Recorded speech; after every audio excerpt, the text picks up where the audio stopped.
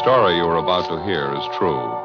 The names have been changed to protect the innocent. Fatima Cigarettes, best of all king-size cigarettes, brings you Dragnet on both radio and television.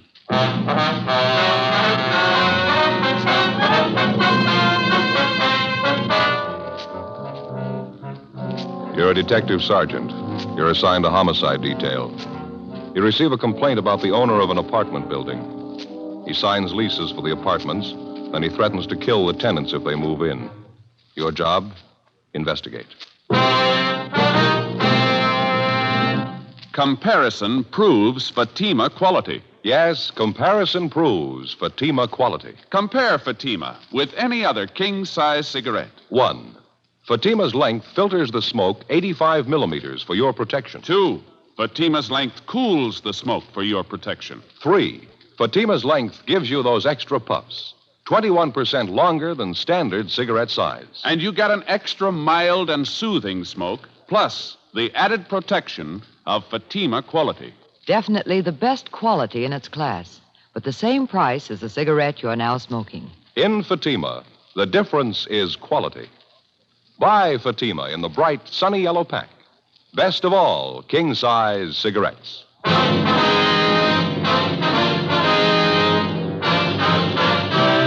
Dragnet, the documented drama of an actual crime. For the next 30 minutes, in cooperation with the Los Angeles Police Department, you will travel step by step on the side of the law through an actual case transcribed from official police files. From beginning to end, from crime to punishment, Dragnet is the story of your police force in action. It was Wednesday, May 9th. It was hot in Los Angeles. We were working the night watch out of homicide detail. My partner's Ed Jacobs. The boss is Captain Lorman. My name's Friday. It was 6:47 p.m. when I got back to the Capitol Avenue Auto Court.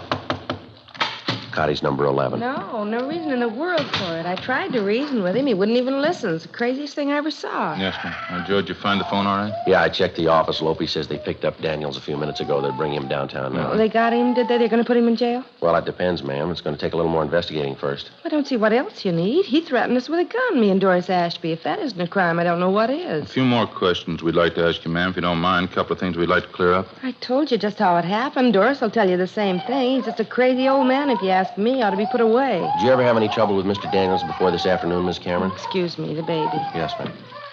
What is it now, honey? Can't you sleep? You try now, won't you? Daddy will be home pretty soon. That's a good boy. You try and sleep now. Miss Cameron? Yes. Oh, you be quiet now. I don't want any trouble from you. You heard me. Be quiet now. You got your hands full, ma'am. Don't I know it? A canary, a 4-month-old baby trying to keep house in an auto court. If I knew it was going to be like this, I never would have left Paso Robles. You've only been in town a week or so, is that right? It's closer to 2 weeks. Seems more like 2 months trying to get along in a place like this. A room and a bath, no place to cook, rinse out diapers. It's terrible. I told my husband he should come down here alone, find us a place to live first. Then we could move. No, he had to have it his way. Mm-hmm. You say your husband made the first contact with Daniels. He gave him a deposit on this apartment, is that right? Yeah, that's right. The same day he started work at the aircraft plant in the valley. We've been living in Paso Robles since we got married. A month ago, Pete, that's my husband, he got a lead on this aircraft job down here. Him and Ralph came down and signed up for it. Ralph, who's that, ma'am? Ralph Ashby. He's Doris's husband. Doris Ashby. She's my best girlfriend. We were neighbors up in Paso Robles. Oh, I see. They're not doing much better than we are right now. They're staying in another court up the street. Same thing, room and a bath. Doris is expecting, too, poor kid. Did you hear me? You be quiet now. You want to wake up the baby? About the arrangements your husband made with Daniels to lease this apartment, Miss Cameron. When was all this? A week ago Monday, the day after I moved down here. My husband and Ralph Ashby saw the rental ad in the paper, and they went over and talked to Daniels. He said, all right. He had an apartment for the Ashbys and one for us. Nice places, too. I see. Ralph and my husband signed the leases, gave him the first and last month's rent in advance. It was all decided. Well, how is it you couldn't move in right away, Miss Cameron? Well, he said he was having the apartment house redecorated. Daniels did, I mean. He told Ralph and my husband the apartments would probably be ready for us on the 8th. That was yesterday. He said the 9th for sure, and that's today. And you tried to move in this afternoon, and Daniels refused to let you in. Is that it? I had the movers get all our things out of storage and move them out to the apartment. So did my girlfriend, Doris. The movers were just starting to get our furniture out of the van and move it into the apartment when Mr. Daniels showed up.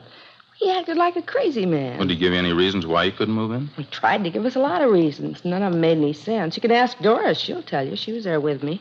Well, what did Daniel say, now, just for instance? He said a lot of things. First, he told us there was no water in the apartments. It hadn't been turned on yet. He said the gas wasn't turned on either. Well, I knew that was a lie. I was in the apartment late in the morning. Everything was fine. The gas was working, so was the water. I see. When I caught him in that lie, he got madder than ever, made some more excuses. Then he started yelling and swearing at me right there on the sidewalk. Said the apartment just wasn't ready yet. I told him to go climb a tree. We signed the lease. We paid the rent. We were moving in anyway. Told the movers to go ahead, take in the furniture. Well, what'd Daniel say then? Nothing. He just got real purple in the face, and he put his hand in his coat pocket, and he took out a gun, pointed it at me and Doris, and I had the baby in my arms. Imagine that. He actually told you he'd shoot you if you tried to move in the apartment, is that right? Well, in so many words, yes, he did. He threatened the moving men, too. They tried to talk to him. He wouldn't listen. We all tried to talk to him. He didn't make any sense at all.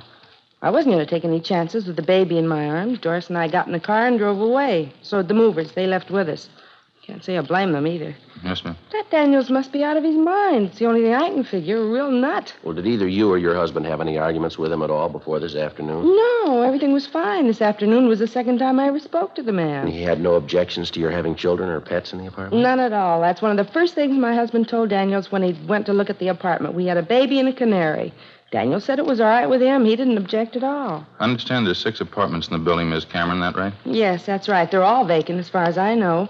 Daniels just bought the building a month ago. That's what he told my husband, anyway. He had the place redecorated, and the work was all done. The apartments are just sitting there. That's why I can't understand it. Why won't he let us move in? Yes, ma'am. We paid our money, signed the lease. If he gave us any kind of a good reason why we shouldn't move in, I could understand it. But to keep us out for no reason at all, to stand out there on the sidewalk and threaten to shoot us if we move in, me with a baby in my arms, I don't know. He must be crazy. You say you were in the apartment this morning, Miss Cameron. Did you notice anything unusual about the place, anything out of the ordinary? No, nothing. And you say Daniels couldn't give any reason at all why you shouldn't move in? Just one. It convinced me. Yeah. That gun. Before we left Mrs. Cameron, we took her crime report and had her sign it, and then we drove back downtown to the squad room where Gene Bechtel and Lloyd Bond were waiting with the suspect, Edward Daniels.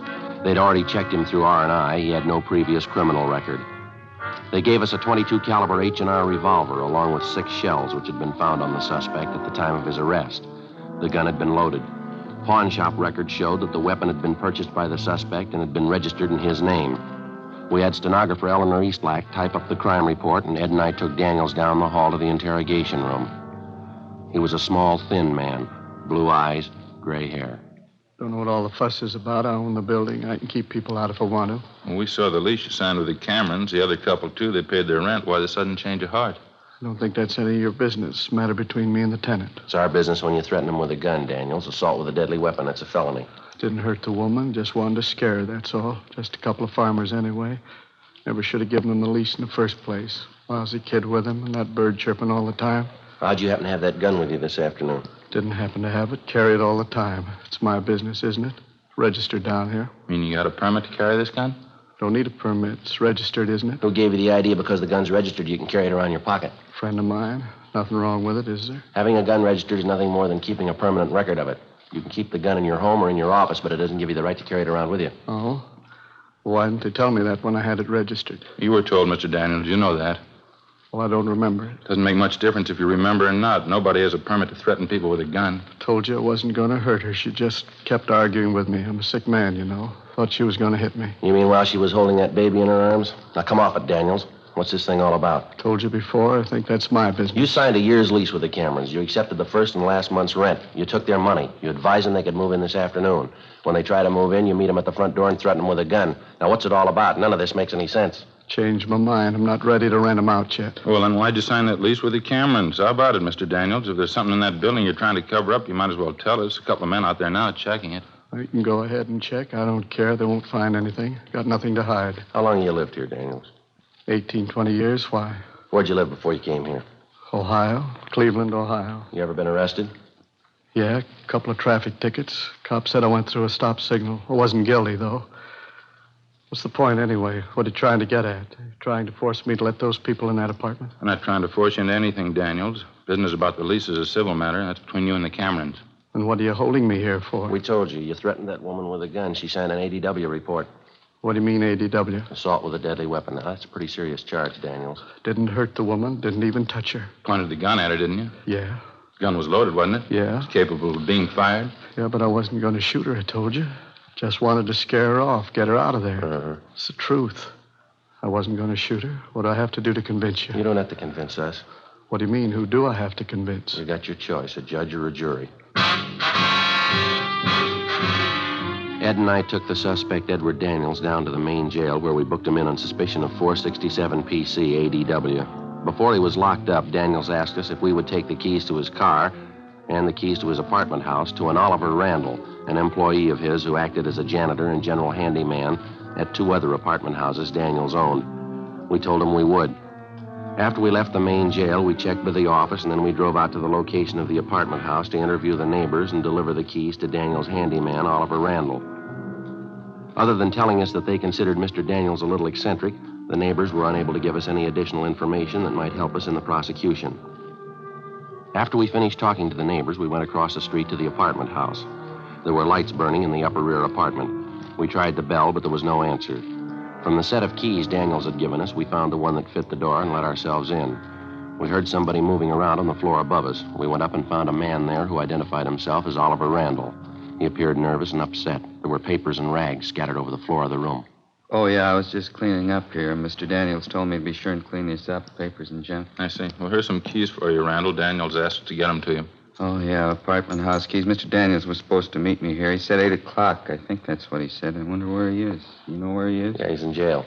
Oh, what's he doing in jail? Did he do something wrong? He's had a complaint filed against him, assault with a deadly weapon. What happened? He got mad at somebody? Mr. Daniels got an awful bad temper. When he gets mad at somebody, he doesn't forget it. I know. I worked for him. How long have you worked for him, Randall? I don't know. A long time. Maybe 5 years. I forget. You say Daniels has a bad temper. Have you ever known him to be violent, Randall? How's that? Well, have you ever known him to be violent? I mean, have you ever known him to hurt anyone? Well, I don't know. I don't remember. A lot of times he says he's going to do things. I work for him, you know. A lot of times he gets mad at me. He says I don't work fast enough or I don't do the right things. He always carries his gun, you know. Once he said he was going to shoot me, I was pretty scared. You live with Mr. Daniels, do you? No, I have a room downstairs in another apartment house he owns, a place over on South Hoover. It's a nice room. It's got a window in it. You're on a regular salary, that the way you work? Yeah, $15 a week. I get the room free, too. It's not bad. You ever been arrested, Randall? Me? No, I've never been arrested. You ever been in the state hospital, any kind of an institution? No, I was up at Camarillo for a couple of years. I didn't like it too much. I came down here to live with my sister. She's dead now. She died about 4 years ago. She's the one that got me this job, you know. That's so? Oh, yeah. This isn't a bad job at all. Jobs are pretty hard to get now. That's what Mr. Daniels says. Real tough to get a good job now. That's why I do what I'm told. I better get on fixing up this place. Well, how'd all these rags and papers get here, Randall? The painters leave them behind? I don't know. I guess so. I guess somebody left them here. We understood the apartments were already cleaned up. They were ready to move into. What's that? I say we understood the apartments were all fixed up, that they were ready for the tenants to move right into. Oh, I don't know. I wouldn't know about that. Mr. Daniels takes care of renting the places. I just help him. I do what he tells me. Joe? Yeah? You notice that smell? Seems to be stronger out in the hall. Yeah, I think I do. How long's it been since the painters were working here, Randall? Do you know that? Painters? I don't know. A couple days, I guess. What's the matter? That's a pretty strong smell. Might be paint thinner or something like that. Don't you notice it? Oh, yeah, I've been wondering about that. I noticed it when I came in. It might be from upstairs, the attic. Painters were working up there, too, I think. Don't you think you ought to check it, see what it is? Mr. Daniels didn't tell me to. I guess I better, though. Smells pretty strong. I guess I better see what it is. Well, how do you get to the attic from here? Down the end of the hall, there's a stairway there. It goes right up into the attic. I'll show you. All right, fine.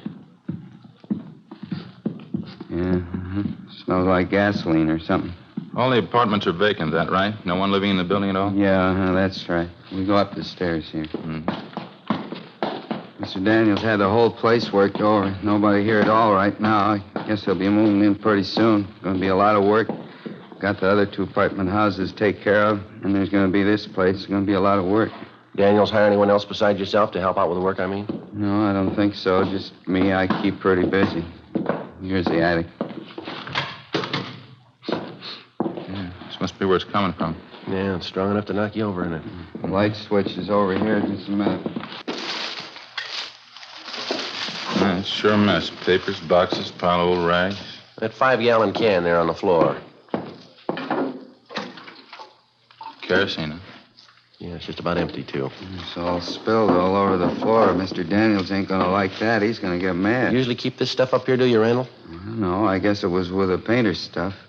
Those cans and things on the table there, I guess it got knocked off and spilled. Spilled all over the place, didn't it? Well, how come the painting crew didn't take their stuff with them when they left? All this equipment here. They're all finished with the job, aren't they? I guess so. You'd have to ask Mr. Daniels about that. They're all finished on the inside. I know that. They have the outside to do, though. Maybe that's why they left their stuff. Well, it's not a very safe way to leave it. Rags, papers, look here, kerosene spilled all over. You better get this place cleaned up first, don't you think, Randall? Well, I don't know. I sure wish Mr. Daniels was here. You won't let him know, will you? What do you mean, let him know what? Don't tell him I'll let you see the attic, huh? 9:35 p.m. Ed and I left the handyman, Oliver Randall, at his apartment house, went outside and got in the car. Neither one of us could find any explanation for it, but we both had a hunch there was something wrong with the setup.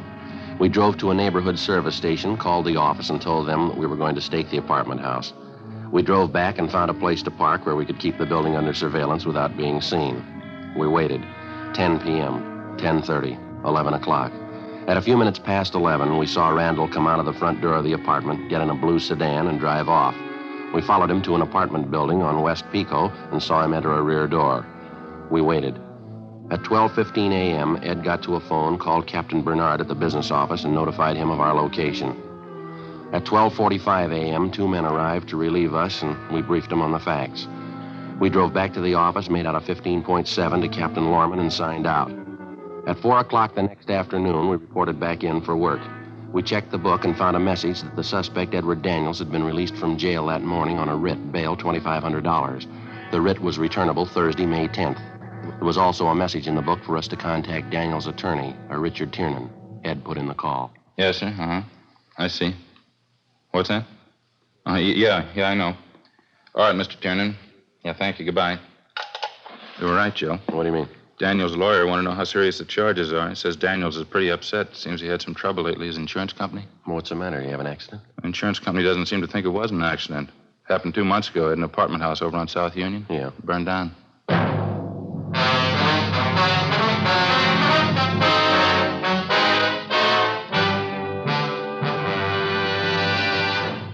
You are listening to Dragnet. Authentic stories of your police force in action. Fatima, America's first largest-selling blended cigarette. Now, best of all, king-size cigarettes. Prove it yourself today. Compare Fatima with any other king-size cigarette. 1. Fatima's length filters the smoke 85 millimeters for your protection. 2. Fatima's length cools the smoke for your protection. 3. Fatima's length gives you those extra puffs, 21% longer than standard cigarette size. And in Fatima, you get an extra mild and soothing smoke, plus the added protection of Fatima quality. To show our confidence in Fatima, we make this money-back guarantee to every king-size cigarette smoker. Buy a pack of Fatimas. Enjoy Fatima quality, extra mildness, and superbly blended tobaccos. If you're not convinced Fatima is better than the king-size cigarette you're now smoking, just return the pack and the unsmoked Fatimas before August 1st, 1952, and we'll give you your money back plus postage. Fatima, Box 37, New York 1. Remember, because of its quality, its extra mildness, its better flavor and aroma, more smokers now insist on Fatima than ever before. Insist on the best. Fatima, extra mild and soothing, plus the added protection of Fatima quality. Smoke Fatima. Best of all, king-size cigarettes.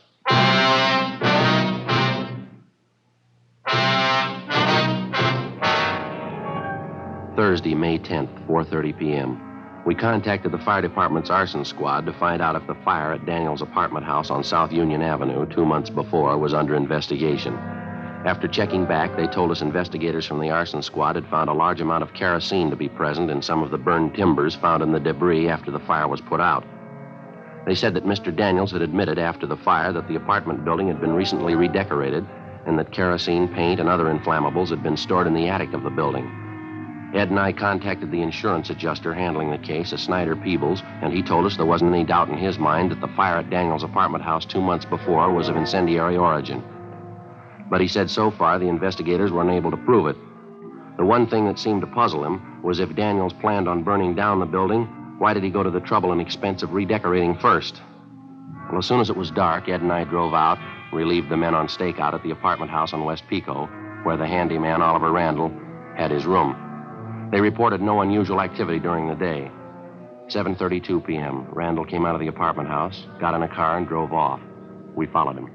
If we got this Randall made right, it shouldn't be too long before we find out. Daniels is using him to work something out. Pretty sure we can count on that. Yeah, maybe. I'll watch it, Ed. He's turning down Union. Yeah. He's pulling up ahead. Don't crowd him now. There's a good spot here. Shouldn't be able to see us. All right, pull up in here. All right. That's fine. He's getting out of the car. He's going over the house. Down the driveway. Going around back. He's out of sight now. All right, let's go. Still no lights in the place. Oh, yeah, there they go, in the basement. All right, easy. Let's take it easy. All right.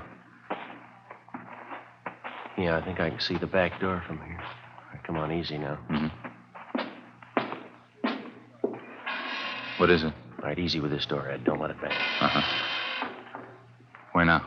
Sounds like somebody upstairs, doesn't it? All right, come on, watch your step.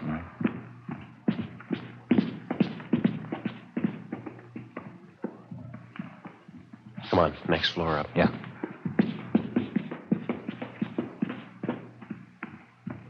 Yeah, it's up in the attic. Come on.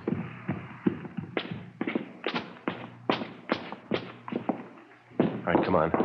Through this door. Back in the corner, Ed. I see him. All right, hold it, you. What's the matter? There's a fire, Ed, over in the corner. I'll get it. Hold on to him. Right. Well, don't put it out. You need any help, Joe? You getting it all right? No, I'm getting it all right. Just a minute. There, I got it. Okay. You want to get the lights? I got them. All right, Randall, what's the story? He told me to do it. He told me to come back tonight and burn the whole place down. Who told you? He said, Ollie, you go back to the place, to the attic, light a match, that's all, and then get out. Mr. Daniels, that's just what he said. Daniels told you to do this? He told me just light a fire and nobody'd know. He said there wasn't going to be any trouble. No trouble at all. Well, it gives you the edge, doesn't it? No trouble, he said. Yeah, well, next time you see him, you can call him a liar. 8:50 p.m. After making sure that the place was secure and that there was no danger of fire from the recent arson attempt, Ed and I took the suspect, Oliver Randall, outside and put him in the car where we questioned him. He made no attempt to disguise the fact that he had been directed by his regular employer, Edward Daniels, to commit arson by setting fire to the attic of the apartment house. In addition, he told us that Daniels had threatened him with bodily harm if he refused to obey the order and set fire to the building. He had this gun, you know, Mr. Daniels did. He always had it with him. I was scared of it, I don't mind telling you. Well, he threatened to kill you if you didn't do what he wanted, that it? Yeah, I guess so. He used to get mad a lot of the time, and he had this gun. He always had the gun. He'd get mad at me and tell me he was going to shoot me. I'm afraid of guns. How about the fire at the other apartment house, Ollie, the one over on South Union Avenue? Yeah, that was a big fire. Did you start that one? Daniels told me there was nobody living there. He said nobody'd get hurt. Nobody did get hurt, did they? Did you start the fire? Yeah, I guess so. I guess I did. Mr. Daniels tell you to do it? He said it was his building. He owned it. He could do anything with it he wanted to. I didn't want to do it. He told me I'd have to. He said he'd hurt me with that gun, and he said he'd fire me, too. I didn't want to lose my job. You knew you were doing wrong, didn't you, Ollie? Well, I guess I did, yeah. What could I do, though? I didn't want to lose my job. Good jobs aren't too easy to get nowadays. You know that. Where's Mr. Daniels now, do you know? You're not going to tell him what I told you, are you? He said not to say anything about it. He said nobody'd believe me anyway. Nobody. He said he'd tell everybody I was a liar. Said they'd believe him before they'd believe me. Well, where's Daniels now? If I tell you, you won't let him hurt me, will you? No, we won't let him hurt you. You're going to have to help us out, though. What do you want me to do? I'd like to find out where Daniels is first. He's in a movie over on Pico by his house. He's waiting for me. You mean he's waiting for you in the show? See, in the center section, 10 rows from the back. He's waiting for me now. Well, how's it you're supposed to meet him there? I don't know. He said if anybody wanted to know where we were tonight, this would prove we didn't start the fire. We were at the show. I was supposed to start the fire and then go to the show and meet him, 10 rows from the back, the center section. You want to show us where this movie is, Ollie? Yeah, okay. Mr. Daniels won't tell you anything. No, he's going to be mad. He won't tell you anything. Well, that's where we need your help, Ollie. What do you mean? We'll let him tell you. 9:44 p.m. Ed and I, along with the suspect, Oliver Randall, drove to the movie house on West Pico. On the way, we explained to Randall what he was supposed to do. 9:55 p.m. We parked our car half a block from the movie house, bought 3 tickets, and went inside. The feature picture was still on. There wasn't much of a crowd. We sent Randall down the aisle ahead of us and watched him move into the 10th row and sit down next to somebody. Ed and I followed him down and found seats in the road directly behind him. We recognized the man sitting next to Randall as Edward Daniels.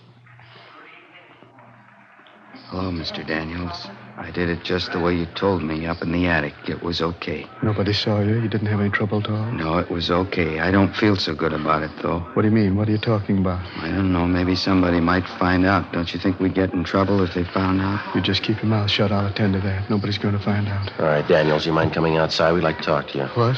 What are you doing here? Come on, we'll talk outside. What's this all about? We'll let you tell us.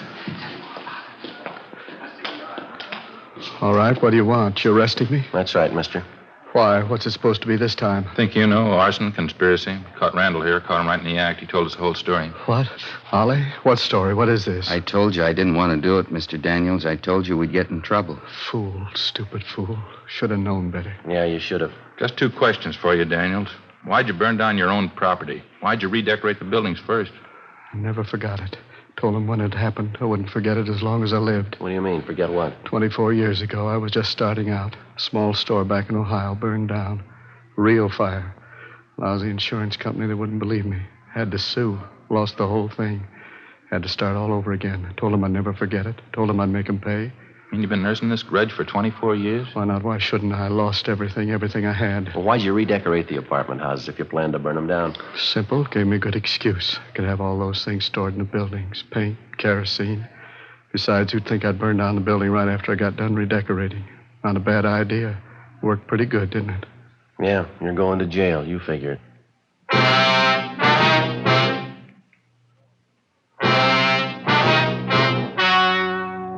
The story you have just heard was true.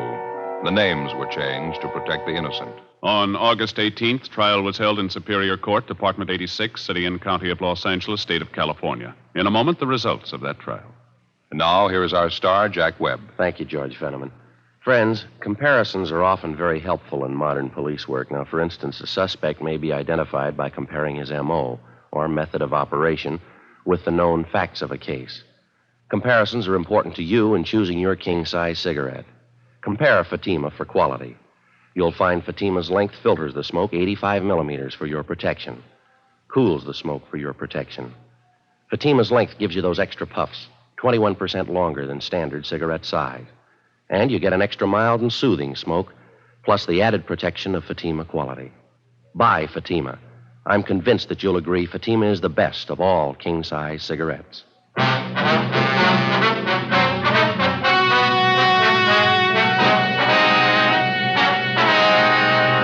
Edward John Daniels was tried and convicted of 2 counts of conspiracy and 1 count of arson and received the sentence as prescribed by law. Conspiracy is punishable by imprisonment in the state penitentiary for not more than 2 years. Arson is punishable by a prison term of not less than 1 or more than 5 years. Daniels' accomplice, Oliver Randall, was examined by 3 psychiatrists appointed by the court and was found to be mentally incompetent. He was placed in a state hospital for the mentally deficient.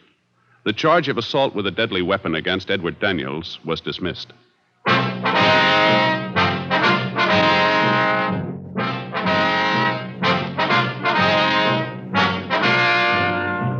You have just heard Dragnet, a series of authentic cases from official files. Technical advice comes from the Office of Chief of Police W.H. Parker, Los Angeles Police Department. Technical advisors, Captain Jack Donahoe, Sergeant Marty Wynn, Sergeant Vance Brasher. Heard tonight were Barney Phillips and Vic Perrin. Script by Jim Moser. Music by Walter Schumann. Hal Gibney speaking. Fatima Cigarettes, best of all king-size cigarettes, has brought you Dragnet, transcribed from Los Angeles.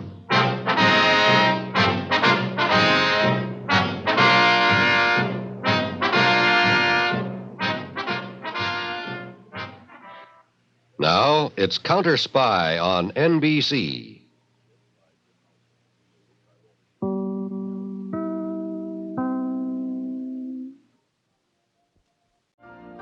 You've been listening to the OTR Gold Network. Find more classic radio at otrgold.com.